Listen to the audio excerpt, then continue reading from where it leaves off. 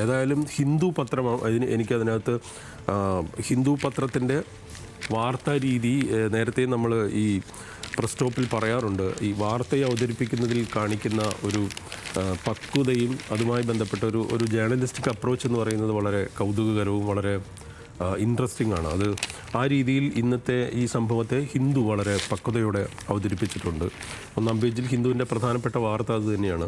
Indian forces hit Pakistan terror base എന്നാണ്. അപ്പോൾ പാകിസ്ഥാൻ്റെ ടെറർ ബേസസുകളിൽ ഇന്ത്യൻ ഫോഴ്സ് നടത്തിയ ആക്രമണത്തെക്കുറിച്ച് കൃത്യമായ വിശദാംശങ്ങൾ തന്നെ ഹിന്ദു നൽകിയിരിക്കുന്നു. ഒപ്പം ഹിന്ദുവിൻ്റെ 12-ാം പേജിൽ ഇതുമായി ബന്ധപ്പെട്ട് എല്ലാ വിശദാംശങ്ങളും ഉൾക്കൊള്ളിച്ചിട്ടുണ്ട്. പക്ഷേ വളരെ ആറ്റിക്കുറുക്കിയ രീതിയിലാണ് ഈ കാര്യങ്ങളെല്ലാം അവതരിപ്പിക്കുന്നതും ഇതിനെക്കുറിച്ച് അവർ വിസ്തരിക്കുന്നതും എന്ന് നമുക്ക് കാണാൻ പറ്റും. ഈ ജെയ്ഷെ മുഹമ്മദിൻ്റെ മസൂദ് അസറിൻ്റെ അവിടെ ഈ മസൂദ് അസറിൻ്റെ കുടുംബാംഗങ്ങൾ താമസിച്ചിരുന്നു എന്ന് പറയുന്ന ഈ കെട്ടിടത്തിലേക്ക് നടത്തിയിട്ടുള്ള ആക്രമണത്തിൻ്റെ വിഷ്വൽ സഹിതമുള്ള വാർത്ത ഹിന്ദു നൽകിയിരിക്കുന്നു. അതുപോലെ ഈ പാകിസ്ഥാൻ പഞ്ചാബ് പ്രോവിൻസിൽ നടത്തിയിട്ടുള്ള ഒരുപാട് കാലത്തിന് ശേഷമാണ് ഇന്ത്യ അവിടേക്ക് ഒരാക്രമണം എന്നുള്ളതിൻ്റെ ഒരു ചരിത്രപരമായ കാര്യം കൂടെ ഇതിൽ വന്നിരിക്കുന്നു.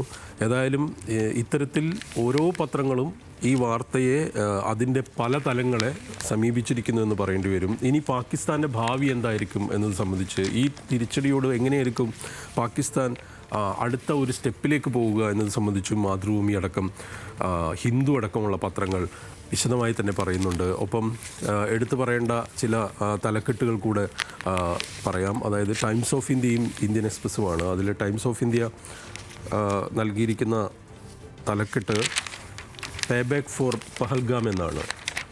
അതായത് പഹൽഗാമിന് വേണ്ടി നടത്തിയിട്ടുള്ള ഒരു തിരിച്ചടി, അല്ലെങ്കിൽ കൃത്യമായി അതിനുള്ള തിരിച്ചടി നൽകിയിരിക്കുന്നു എന്നുള്ള മട്ടിൽ തന്നെ കണക്ക് തീർത്തിരിക്കുന്നു എന്ന മട്ടിൽ പഹൽഗാമിനെ കുറിച്ച് ടൈംസ് ഓഫ് ഇന്ത്യ എഴുതിയിരിക്കുന്നു.